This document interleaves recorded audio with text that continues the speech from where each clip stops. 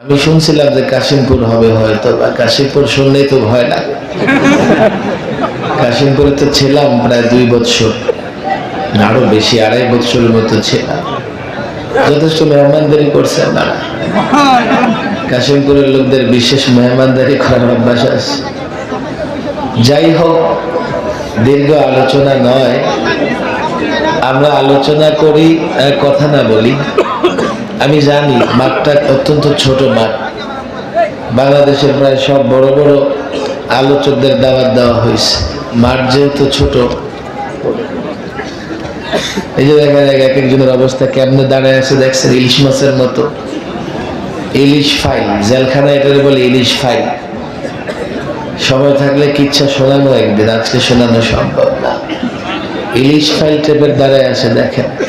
ইলিশ মাছ কেমনে রাখে দেখেন না, একটার সঙ্গে আরেকটা ঠেস লাগায় ট্যাক লাগায়। অবশ্য আমি 2011-তে যখন গ্রেফতার হই, ফেসিবাদী আমলের প্রথম গ্রেফতার আমার 2011-তে, মুফতি আমিন রহিমাহুল্লাহ যখন 4 এপ্রিল নারী নীতিমালার বিরুদ্ধে হরতাল আহ্বান করেছিলেন, হরতালের দিন সকালবেলা আমি গ্রেফতার হই। আমার সঙ্গে গ্রেফতার হয়েছিলেন মাদ্রাসার প্রায় 250 ছাত্র, ঢাকার নানা মাদ্রাসায়। এরপর দিন আমরা যখন কেন্দ্রীয় কারাগারে যাই, আমাদের প্রায় অর্ধেক ছাত্রের জোর চলে আসে ইলিশ ফেলে থাকার কারণে। ইলিশ ফেলটা ব্যাখ্যা করে বুঝাইতে হবে, যারা জেলখানায় কোনোদিন যায় নাই ওদেরকে সহজে বোঝানো যাবে না। ফাইলের আগে একটা হিট হয়, হিট রুমের 2 পাশে এবং রুমের মাঝখানে 4 কাতারের লোকেরা বসে। বসার পরে যখন বলে ঠিক আছে আপনারা শুয়ে যান, সবাই শোয়ার চেষ্টা করে, কিন্তু জায়গা তো কম, শুইতে পারে না, কেউ ফুট হয়ে যায়, অর্থাৎ 2 পাশের চাপে উপরে উঠে যায়। যে উপরে উঠে যায় তারে নিয়ে বাথরুমের সামনে সিট দেয়। ফলে প্রত্যেকেই কই মাছের মতো দাবড়ায় দাবড়ায় চেষ্টা করে কোনোভাবে পিঠটা ফ্লোরে লাগানো যায় কিনা। যদি পিঠ না লাগাইতে পারে তো ধাক্কায় অনেকে কাইট হয়ে যায়। কাইট হয়ে গেলে এইভাবে সব ইলিশ মাছের ফাইলের মতো হয়ে যায়। যা হোক, ছোট্ট জায়গা, অনেক যুবক ছাত্র জনতা মুসল্লি ভাইদের সমাগম এখানে হয়েছে। সত্যিকার অর্থে ওলামাদের মহব্বত আছে বলে এই অঞ্চলে যখনই আমি যে প্রোগ্রামে এসেছি, গতবারও বেশ কয়েকটা প্রোগ্রামে এসেছি, 10,000 20,000 পর্যন্ত মুসল্লিদের সমাগম হয়ে যায়। এটা এই অঞ্চলের একটা বিশেষ বৈশিষ্ট্য। যাই হোক, দীর্ঘ কথা নয়, মাওলানা মামুনুল হক সাহেব উনিও 9টায় চলে আসছেন। মাদ্রাসার পরিচালক ফারুক সাহেবের সঙ্গে যথেষ্ট মহব্বত আছে, তো সেক্ষেত্রে অনেক আগে থেকে চলে আসছেন, ওয়েটিংয়ে অপেক্ষায় আছেন। অপেক্ষায় থাকা তো কষ্টকর, উনিও হয়তো বা কিছুক্ষণের মধ্যে চলে আসবেন। আমি লম্বা কোনো কথা বলবো না। কোরআনুল কারীমের পরিচিত একটা আয়াত আমি তেলাওয়াত করেছি। আমি মনে করি এই আয়াতের বিষয়বস্তু আমাদের অনুধাবনে থাকা উচিত, আমাদের সকল মুসলমানের বুঝে আসা উচিত। শুধু বুঝে না আসবার কারণে ওয়াজ মাহফিলে তো যথেষ্ট সমাগম হয়, ওয়াজ মাহফিলের বাইরে আলেমরা যখন কোনো দ্বীনি কাজ করতে চায়, দ্বীন প্রতিষ্ঠার আন্দোলন সংগ্রাম করতে চায়, তখন কিন্তু আমরা ততটা সাড়া দেই না। আমাদের ধর্ম এর নাম কি? সবাইকে বলতে হবে নাম কি? আমাদের ধর্মের নাম কি? আমাদের জন্য ইসলাম ধর্মটা পছন্দ করেছেন কে? মনোনীত করেছেন কে? এটা একটা ভালো লাগার বিষয় না, যে আমাদের ধর্ম আমাদের জন্য মনোনীত করেছেন, পছন্দ করেছেন কে? বলে হুজুর আরো তো অনেক ধর্ম আছে। ইসলাম ছাড়া বা সমস্ত ধর্মগুলোকে আপনি প্রথমত 2 ভাগে ভাগ করতে পারেন। কিছু ধর্ম মানব রচিত, মানুষ তৈরি করেছে, আছে না নাই? আবার কিছু ধর্ম আল্লাহ তাবারক ওয়া তাআলা যুগে যুগে নবী রাসূলদের মাধ্যমে প্রতিষ্ঠিত করেছেন। আল্লাহ প্রদত্ত ধর্ম আর মানব রচিত ধর্ম। মানব রচিত ধর্মগুলোকে ধর্ম তো বলা হয় নামে, আসলে এগুলো কোনো ধর্ম নয়, এগুলো ধোঁকা, প্রতারণা, ভণ্ডামি।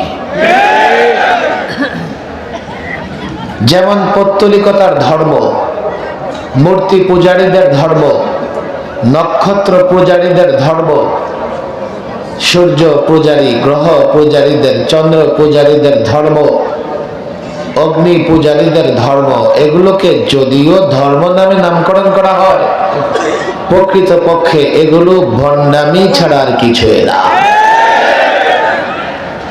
আল্লাহ তাবারক ওয়া তাআলা আল্লাহ প্রদত্ত ধর্মগুলোকে আপনি এই দুটা ভাগে ভাগ করেন।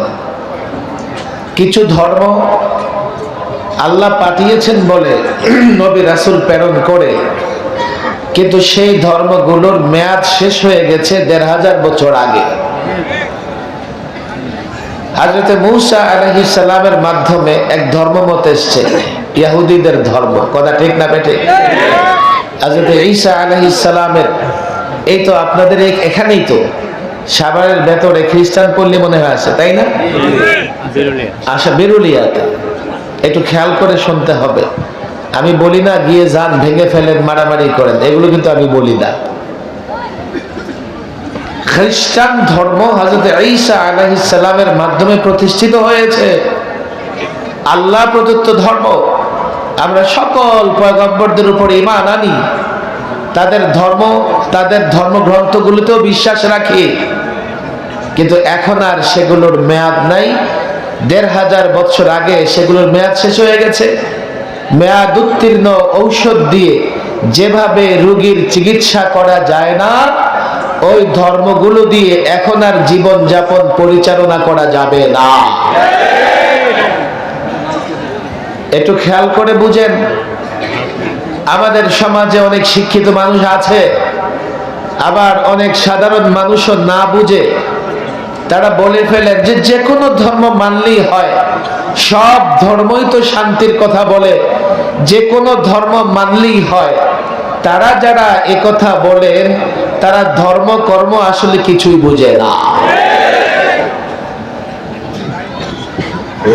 তাদের এই কথাগুলোতে বিশেষ করে রাজনীতিবিদ, রাষ্ট্র পরিচালনায় যারা থাকেন, তারা যখন এই ধরনের কথাগুলো বলেন, তো তাদের দলের অনুসারীরা, তাদের মতাদর্শীরা, তারা আবার সেখানে সেলফিটি দেখায়, তারা আবার সেখানে সহনশীলতা প্রদর্শন করে, যার ফলে সাধারণ মানুষ তাদের ধোঁকায় পড়ে গিয়ে এমন একটা ধর্মমত মানে, যেই ধর্ম এখন আর চলে না, যেই ধর্ম দিয়ে এখন আর জীবনযাপন করা যায় না, জীবন পরিচালনা করা যায় না।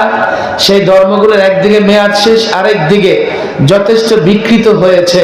সেই ধর্মগ্রন্থে বর্তমান সময়ের প্রত্যেকটা সমস্যার সমাধান নাই, সমাধান দিতে পারে না।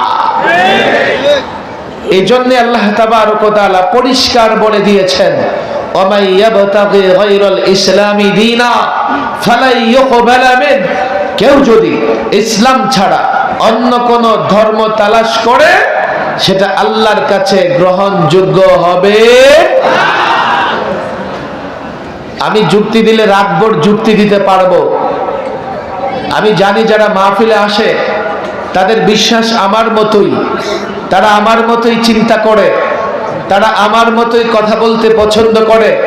আমি যুক্তি দিতে চাই না, তবে আজকাল একটা প্রজন্ম তৈরি হয়ে যাচ্ছে, রাজনীতির কারণে হোক কিংবা স্বার্থান্বেষী মহল, যারা মনে করে যে কোনো ধর্ম চলে।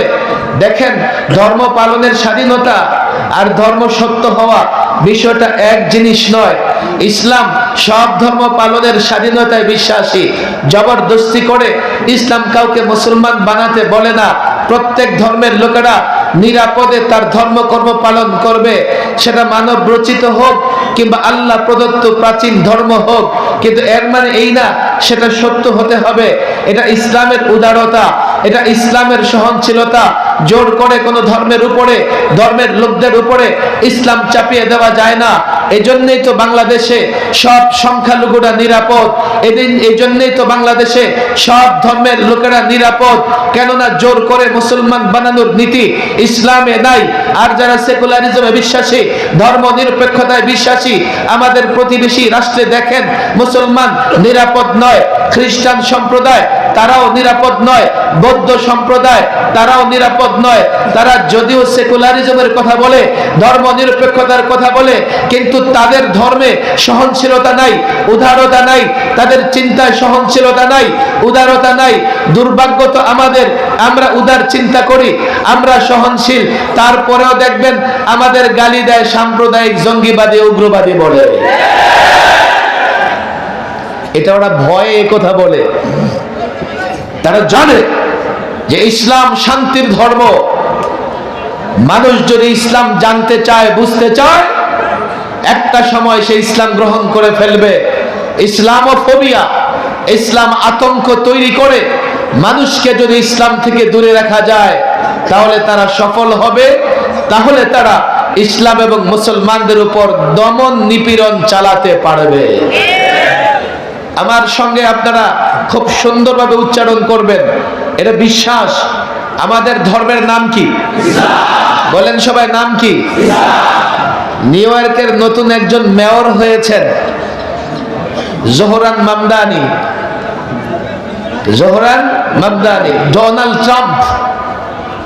জোহরান মামদানি যখন নির্বাচন করেন, ডোনাল্ড ট্রাম্প বলেন এটা ইমিগ্রেন্ট, তাকে ধরো, জেলে বড়, দেশ থেকে বের করে দাও। জোহরান মামদানি 9% মুসলমান, নিউ ইয়র্কের 9% মুসলমান, একজন মেয়র ক্যান্ডিডেট গর্ব করে বলতেছে আই এম মুসলিম, আমি মুসলমান। গতকাল ট্রাম্পের ডান পাশে দাঁড়ায়া জোহরান মামদানি বলতেছে ইসরায়েলি ইহুদিরা গাজা ফিলিস্তিনিদের উপরে জেনোসাইড, গণহত্যা চালাচ্ছে এবং এটা দুর্ভাগ্য আমেরিকান সরকার সহযোগিতা করতেছে। আমি জানি না জোহরান মামদানি, তার চরিত্র, তার ক্যারেক্টার সম্পর্কে পুরোপুরি জানা আমার নাই। এতটুকু তো জানছি যে একজন মুসলমান নিউ ইয়র্কের মেয়র নির্বাচিত হয়েছেন, নিজের মুসলিম পরিচয় ভুলে যায় নাই। আর বাংলাদেশে সামান্য একটু বড় চেয়ার পেয়ে গেলে নিজের ধর্ম নিরপেক্ষ হয়ে যায়, মুসলমান পরিচয় দিতে লজ্জাবোধ করে। আবার মুসলমান পরিচয় তো দেয় না, কিন্তু বড় চেয়ারে বসে গেলে মৌলভী সাহেবদের আর কিচ্ছু মনে করে না, মনে করে মৌলভী সাহেবের চাইতো তিনি বড় ইসলাম বুঝেন। দীর্ঘ কথা বলার সুযোগ নাই। আমি মুসলিম হিসেবে আমি গর্বিত। কেন? আমার ইসলাম, আমার ধর্মমত এমন এক ধর্ম যেখানে ব্যক্তি সমস্যা, সামাজিক সমস্যা, রাজনৈতিক সমস্যা, অর্থনৈতিক সমস্যা, ন্যায় বিচার প্রতিষ্ঠায় ইসলাম, সাম্য প্রতিষ্ঠায় ইসলাম। বিপ্লব তো হয়েছে 5ই আগস্টে, দেশ ছেড়ে পালিয়েছে ফেসিবাদীরা, কিন্তু আমরা কতটা সফল হয়েছি? আমরা কতটা ন্যায় ইনসাফ কায়েম করতে পারবো? আমরা কতটা বৈষম্য দূর করতে পারবো? আমরা কতটা শান্তি প্রতিষ্ঠা করতে পারবো? আমরা কিভাবে দুর্নীতি মুক্ত, জুলুম মুক্ত, বৈষম্য মুক্ত বাংলাদেশ গড়ব? আমি জানি না, আমি বলতে পারবো না, আমি ততটা আশাবাদী নই। হ্যাঁ, 5ই আগস্টের বিপ্লবের পরে, অভ্যুত্থানের পরে আমরা যখন রাষ্ট্র সংস্কার করি, আমরা যখন রাষ্ট্র মেরামত করি, আমরা যখন সংবিধান সংস্কার করি, জাতীয় ঐক্যমত কমিশন যখন রাষ্ট্র সংস্কার, রাষ্ট্র মেরামতে ঐক্যমত্য প্রতিষ্ঠার কাজ করে, তখন যদি ইসলামী ফর্মুলা গ্রহণ করা যেত, তখন যদি কোরআন সুন্নাহর ফর্মুলা গ্রহণ করা যেত, আমি আজকে এখানে বসে গ্যারান্টি দিয়ে দিতাম আগামী বাংলাদেশে দুর্নীতি থাকবে না, জুলুম নির্যাতন থাকবে না। যেহেতু আবার পুরনো সিস্টেমে চলে গেছি, কিছু ইজম দিয়ে, তন্ত্র মন্ত্র দিয়ে 9-6 করে আমরা রাষ্ট্র মেরামত করবার চেষ্টা করছি। আমি তো বলি রাষ্ট্রের জনগণের ভাগ্যের তেমন পরিবর্তন হবে না। পুরনো জিনিস দিয়া আমরা নতুন ভাবে যতই রাষ্ট্র পরিচালনার চেষ্টা করি, দেশের জনগণের ভাগ্যে পরিবর্তন আসবে না। আমি ইসলাম নিয়ে কেন গর্বিত? আল্লাহ আমার ইসলাম মনোনীত করেছেন, পছন্দ করেছেন। আমি ইসলাম নিয়ে এই জন্যই গর্বিত। ইসলাম ছাড়া অন্য কোন ধর্মমত আল্লাহর কাছে গ্রহণযোগ্য হবে না। আমি ইসলাম নিয়ে এই জন্যই গর্বিত। ইসলাম এমন এক ধর্মমত, ব্যক্তি, সমাজ, রাষ্ট্র, অর্থনীতি, যেখানেই যে সমস্যা আছে, আমি তো বলি ব্যবসা করতে চাও, ইসলাম নিয়ে ব্যবসা করো, আল্লাহর কসম দুনিয়াতেও সফল, আখিরাতেও সফল। অর্থনীতি, রাষ্ট্রনীতি যেখানে তুমি প্র্যাকটিস করতে চাও না কেন, ইসলামের ধারা অনুযায়ী করো, দুনিয়াতে সফল, আখিরাতে সফল। আজকে তোমরা যারা রাজনীতি করছো, তোমাদের কাছে ইসলাম পছন্দ না, তোমরা কেউ জাতীয়তাবাদের স্লোগান দিয়ে থাকো, তোমরা কেউ ডেমোক্রেসির স্লোগান দিয়ে থাকো, তোমরা কেউ সোশ্যালিজমের স্লোগান দিয়ে থাকো, তোমরা কেউ ধর্ম নিরপেক্ষতার স্লোগান দিয়ে থাকো। আমি তো বলি ইসলাম অনুযায়ী রাজনীতি করো, ইসলামের স্লোগান দাও। 5 বছর নয় 50 বছর ক্ষমতায় থাকবে, ইসলাম মেনে রাজনীতি করো। 56,000 বর্গ মাইলের বাংলাদেশ নয়, গোটা পৃথিবী রাজত্ব করতে পারবে। কে বলেছে সোশ্যালিজম, সমাজতন্ত্র দিয়া সোভিয়েত ইউনিয়ন একযোগ পরিচালিত হতে পারে নাই, খণ্ড বিখণ্ড হয়ে গেছে। ডেমোক্রেসি দিয়া 100 বছর বিশ্ব চলে নাই, জাতীয়তাবাদ দিয়া বাংলাদেশও চালানো সম্ভব হচ্ছে না। আমি তো বলি বিশ্ব শাসন করতে চাও, মর্যাদার সঙ্গে মাথা উঁচু করে এ মুসলমান বেঁচে থাকতে চাও, তুমি কি দেখো না আজকে 1.5 কোটি ইহুদির মোকাবেলায় 250 মুসলমান, 200 কোটি মুসলমান দাঁড়াতে পারছে না। কেন জানো? ফর্মুলা মানবা আমেরিকার, তাদের গোলাম হয়ে যাবা। ফর্মুলা মানবা ভারতের, তাদের গোলাম হয়ে যাবা। ফর্মুলা মানবা রাশিয়ার, তাদের গোলাম হয়ে যাবা। মদিনা বলার ফর্মুলা মানো, ইসলাম মানো, কোরআন সুন্নাহ মানো, তোমরা গোটা পৃথিবীর রাজত্ব করবা, গোটা পৃথিবীর তোমাদের গোলামি করবে।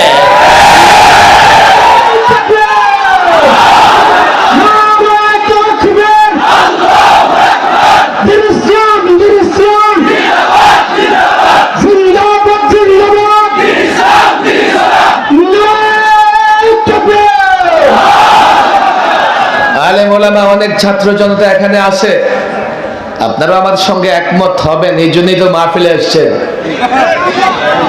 কিন্তু এই দেশে আমরাই আছি না আরো লোকজন আছে? ছাত্র জনতা আলেমদের পায়ে পড়ে বলে যাই, আমাদের ব্যর্থতার জায়গা হচ্ছে এই জাতিকে আমরা ইসলাম বুঝাতে পারি নাই। জাতি মসজিদের ভেতরে তো আমার পেছনে ইক্তেদা করে, সিজদা 3টা করলে সেও 3টা করে, কেরাত লম্বা পড়লে সেও দাঁড়ায় থাকে। কথা ঠিক না ঠিক? কারণ জানে ইমামের আগে চলে গেলে তার নামাজ হবে না। কিন্তু মসজিদ থেকে বের হয়ে, মাহফিল থেকে বের হয়ে, ইসলামে যে একটা কমপ্লিট জীবন ব্যবস্থা, তার মধ্যে অর্থনীতি আছে, সেই ফর্মুলা যদি আমরা দেই, জাতি 1 মিনিটও মানতে চায় না। মাওলানা মাহফুজুল হক সাহেব বলে গেছেন, ইসলাম রাষ্ট্র ব্যবস্থা দিয়েছেন। খোদ রাসূল সাল্লাল্লাহু আলাইহি সাল্লাম মদিনা রাষ্ট্রের প্রধান ছিলেন। মানব জীবনের যতগুলো সাইড আছে, প্রত্যেকটা সাইডের সুন্দর, সুষম, ন্যায় ইনসাফ ভিত্তিক সমাধান, সলিউশন তো ইসলামই দিয়েছে। তাহলে এই জাতি ইসলাম মানতেছে না কেন? ইসলাম বুঝতেছে না। আমাদের জন্য বড় চ্যালেঞ্জ হচ্ছে প্রত্যেকটা মুসলমান যুবক, শিক্ষিত অশিক্ষিত, দোকানদার, ব্যবসায়ী, যৌক্তিক জায়গা থেকে ইসলাম বুঝানো।